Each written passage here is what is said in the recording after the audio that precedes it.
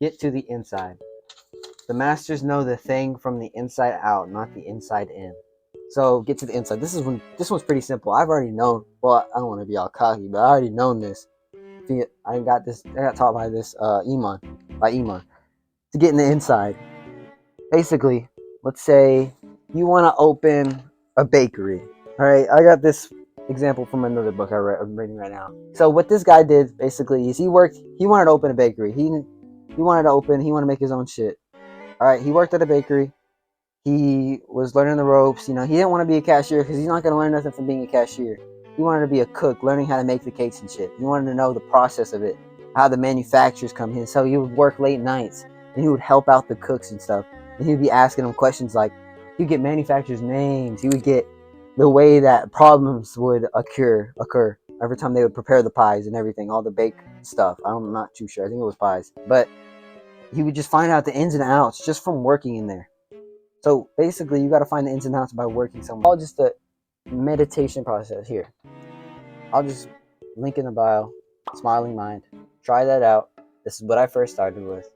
Literally, it tells you exactly what to do. You could choose a female voice or a male voice. Doesn't matter. If you're with that, I don't care.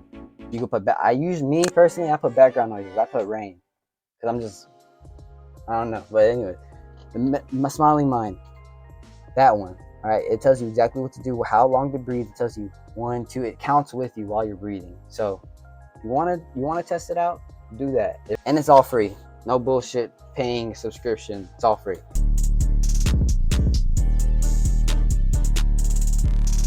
Yo, YT, it's Jay Lee. Back in another video. Today, we're gonna be going over March and daily laws. I know it's been a while. Last time I did February, it was alright. Kind of a mid-month, to be honest. But this March, I haven't got all my points here. Not too many points. I'm going to try to tag a video if I can. So I can kind of get, so y'all guys can kind of get an understanding and get to the point too of what I'm going to go through. But anyways, let's get into it. So, introduction to March first. Because the introductions usually to the month show what they're going to talk about. So I'll go over that first. This is the part where I want to go over though. See.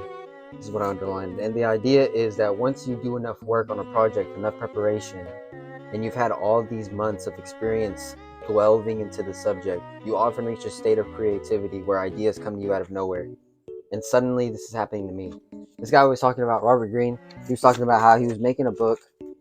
And, he has trouble making books. He doesn't have trouble. It's just sometimes he'll have a block and he'll just stop writing it. And he won't know what to do. But he said that you kind of got to force yourself and you got to get into that creative mode, he's trying to say. And he talks about how to do it in this chapter, in this whole segment too.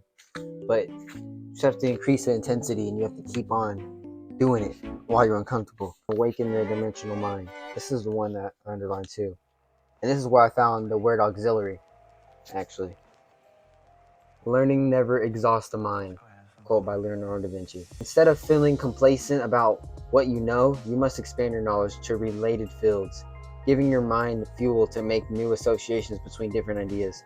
You must experiment and look at problems from all possible angles.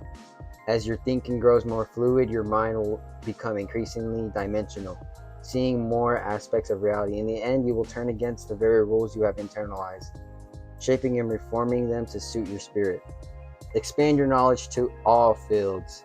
Pick an auxiliary skill and start practicing. That's what it said, auxiliary, and I put that swiggly line. So I was like, what is auxiliary? And then I figured it out.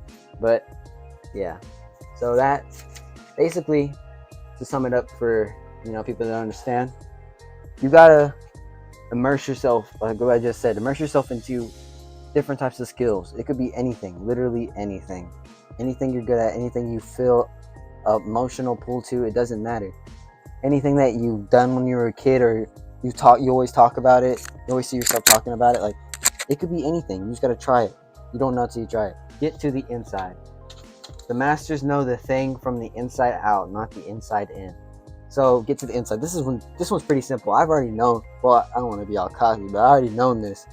I got taught by this Iman to get in the inside. Basically, let's say you want to open a bakery. All right, I got this example from another book I'm reading right now. So what this guy did basically is he wanted to open a bakery. He wanted to make his own shit. All right, he worked at a bakery.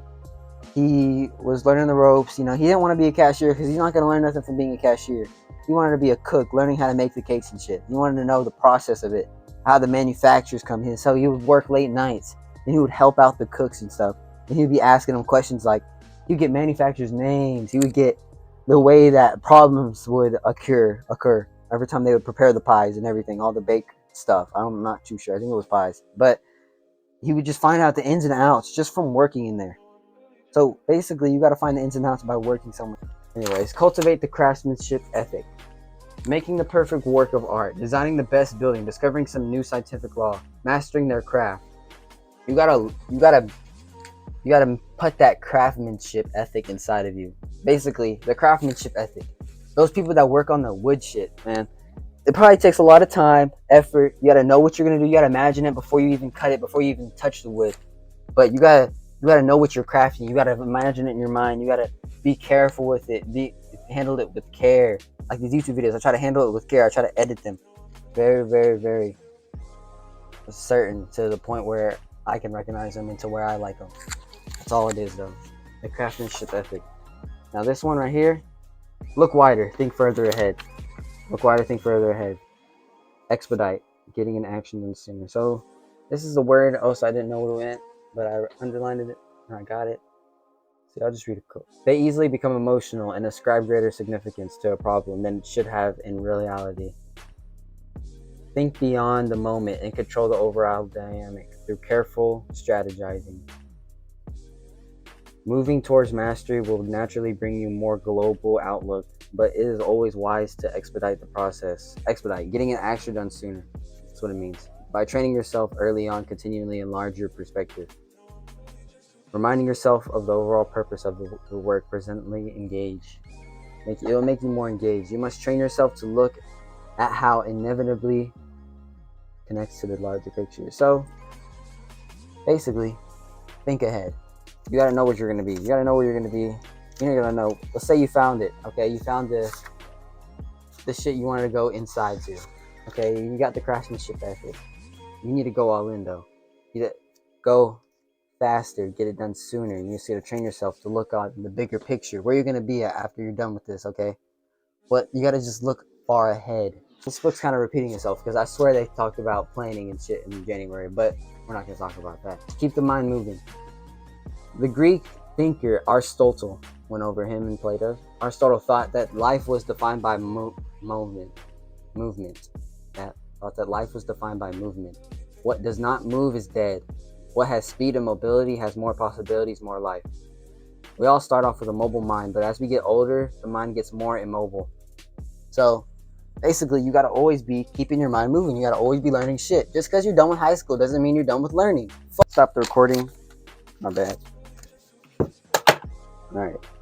Impatience. Impatience is your enemy. Patience is bitter, but the fruit is sweet. You have to have patience. Now, patience is everything. You can't think shit's gonna happen tomorrow. All right. Nothing's gonna happen tomorrow. For example, YouTube. My YouTube animation channel. When I first started it, it only had 4 views, like 2 subscribers. It was barely getting anything, barely hitting the homepage. I thought people was not fucking with it, but took me like 2 months. YouTube finally recognized my videos, said, hey, let me just put this in the, and now I'm getting all my views from the homepage, straight from the homepage. So all it is patience for anything. Intensity of focus. You must make sure your intensity of your focus is the most intense. Like, now it's very hard for people because I hear a lot of people always saying, oh, I can't do that. It's too hard. Oh man, but what about after? I'm gonna feel so tired. You see, that's just the same shit while you're still right there.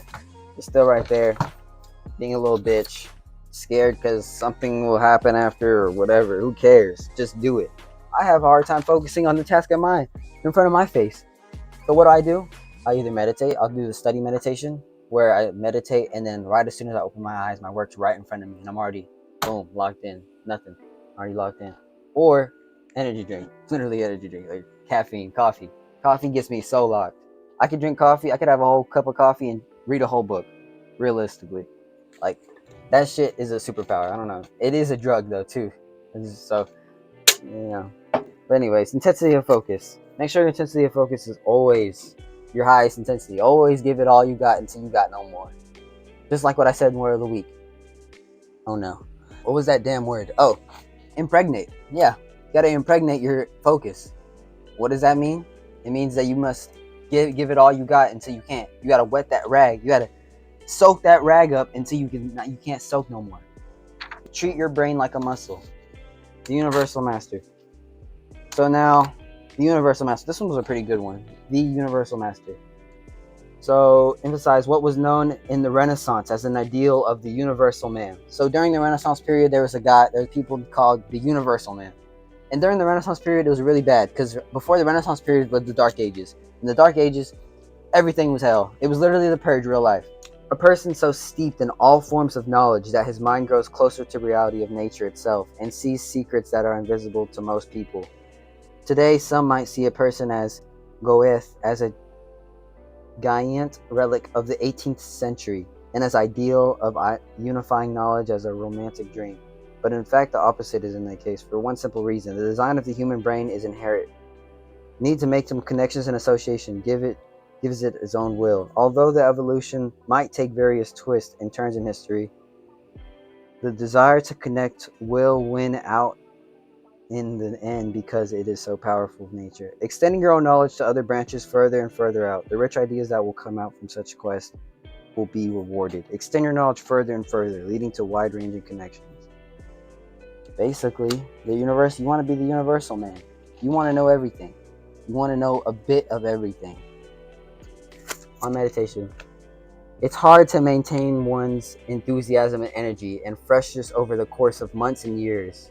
So, basically talks about meditation, how helpful it is, and I've already known it's been helpful, but y'all don't.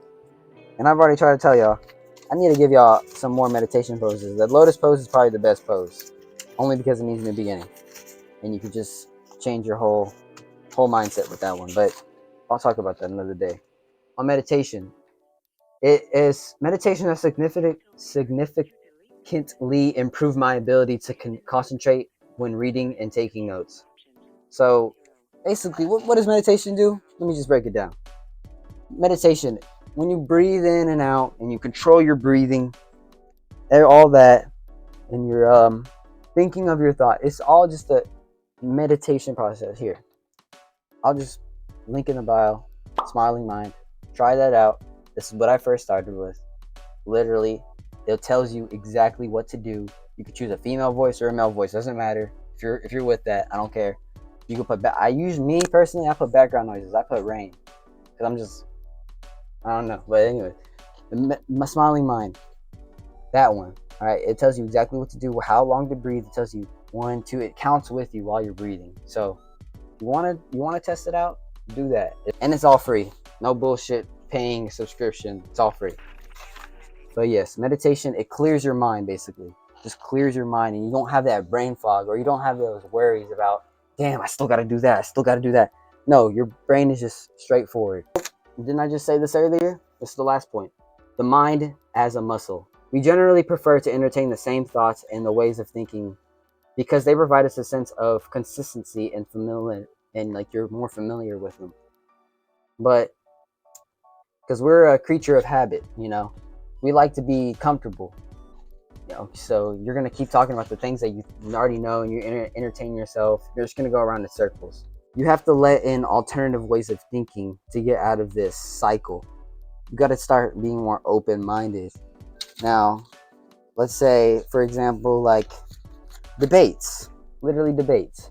You could sit there and disregard someone else's opinion on a debate, but you got to be open-minded. You got to see where they're coming from. You got to take their ideas in consideration, digest them, and try to see where you want to try to see why they think the way they do. Try to understand random people, basically. Try to understand random people. I know it's not your job to. I know you don't really care to. It might take some effort.